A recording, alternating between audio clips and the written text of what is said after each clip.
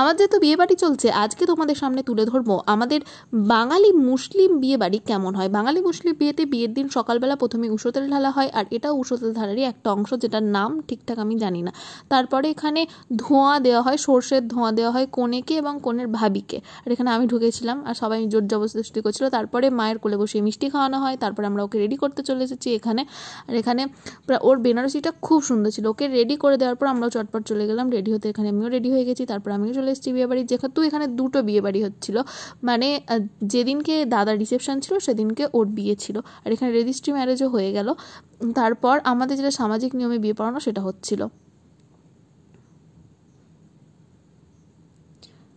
আর এখানে reception bride আর যার বিয়ে সেও দুজনেই উপস্থিত আছে। আর এখানে যাচ্ছিলাম আমরা সবাই মিলে ওকে নিয়ে মিলন পড়ানো হলো, যেখানে বাবা তার মেয়েকে তার জামের হাতে তুলে দেয়। তারপরে অনেকটা কান্নাকাটির পর ওকে আমরা ভালোভাবে গাড়িতে তুলে দিলাম আর আমরাও বাড়ি ফিরলাম। টাটা।